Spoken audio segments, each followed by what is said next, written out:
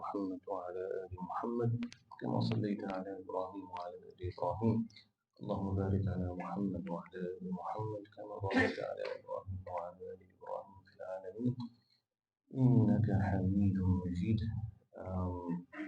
First, we are, inshallah, again making dua for our brothers and sisters in Palestine. The situation is very bad, and it seems that it's every time we think it's going to get better, inshallah, subhanallah, it gets worse. So may Allah protect our brothers and sisters everywhere and be with them and ease their pain, inshallah ta'ala. So we should remember them in our dua, inshallah ta'ala. Subhanallah, speaking of which, last Friday I was invited to a different community. I was out of town and they asked me to give khutbah. So I gave a khutbah and I said in the beginning of the khutbah, please remember our brothers in Palestine in your dua. And I said at the end, so I said twice, and I made dua for them. After the khutbah, one brother came and he said, MashaAllah, good khutbah, I have a small request. He said, what? He said, please make dua for the brothers in Palestine in your khutbah. La hawla wa la quwwata illa billah. Was he sleeping or something? I don't understand. I said, okay, inshallah, next time.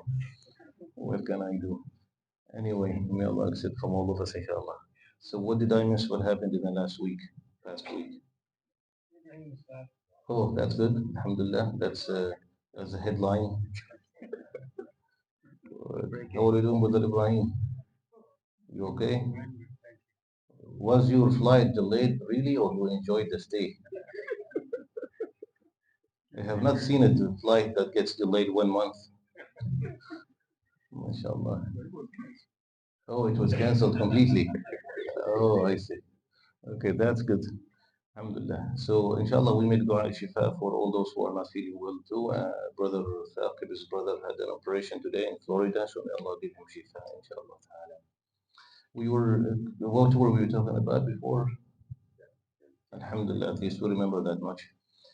And we said the best way to imagine Jannah is by the explanation of Allah subhanahu wa ta'ala, the one who created Jannah, which is in the Quran in many different places. By the way, you know this artificial intelligence today, the thing that you can share GPT, and you've probably heard about these things. You give them some kind of description and they can make a picture. So somebody tried to input all the description of Jannah in that system and see what picture comes out. It was something that's really beautiful. Of course, it's still not going to be the real thing, but as much as we can imagine it, it's beautiful. The rivers and the waterfalls and everything was there except for Khorlin. I think even the ChatGPT could not figure out how will they look like. Inshallah ta'ala.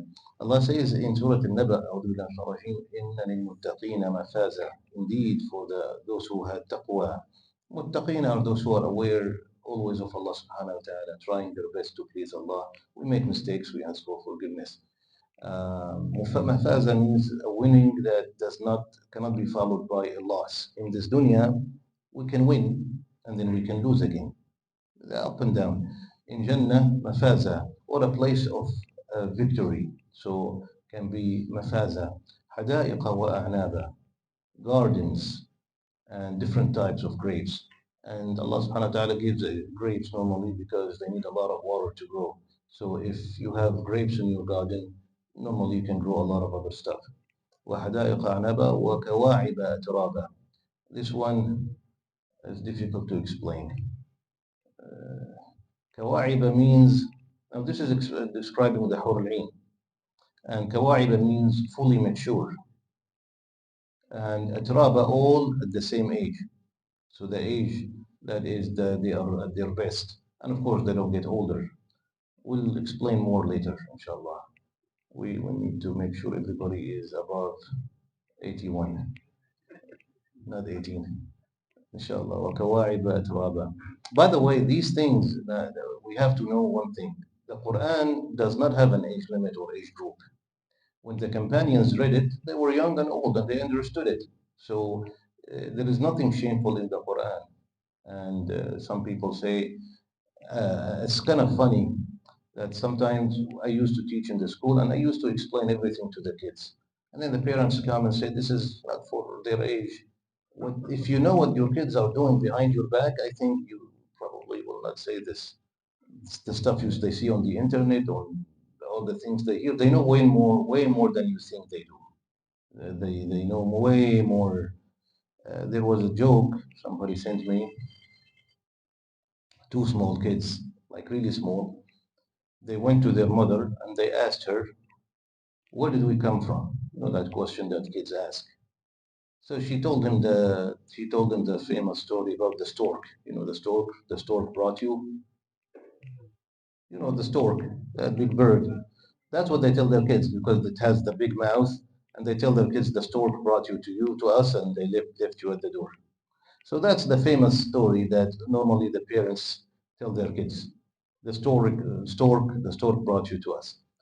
So the brother said to his sister, he whispered in her ear, should we tell her or let me, she's still, should we tell her the truth or let her like just for now? Which means they know just they're testing their parents. So at our time, nothing is hidden. And the Quran is not for a certain age group. Inshallah, the Quran is beautiful to all ages. وَكَوَاعِبَ أَتْرَابًا وَكَأْسًا دِهَاقًا. A glass that does not get empty, always full. Why is that important about any glass? It's always full. When we say كأسًا دهاقًا, the glass that never decreases. So you drink and it kind of like refills. Free refill. Free refill. You get to mix Coke with Dr. Pepper with, isn't that what people do? So that there is no negative feeling. So why when you go to any restaurant and they tell you free refills, why? And this is very attractive. Free, of course, we like free stuff, no doubt. Um, so you don't have to worry about running out of drink. Even though they say free refill, most, like for me, I drink one time, and once it's finished, I never refill because I'm done. I don't refill it for fun. But when you have that feeling, in case I run out, there is always a second one. That is a good feeling. I'm not gonna run out of drink. Except in Jannah, the drink you drink from the glass and it refills by itself. So there is nothing we can compare with our dunya to. The dunya and the Jannah are completely different places. وكأسا دهاقا. Inshallah, tomorrow we'll continue with the explanation. Inshallah, after Isha tonight, we'll be starting in the story of Ibn Taymiyyah, rahimahullah, Sheikh al-Islam. We have not talked about him before. He's a great scholar of the past, not too long ago. We'll explain his story, inshallah ta'ala. And our classes will be starting at 7:15, inshallah. May Allah accept from all of us. Subhanakallahumma wa bihamdik.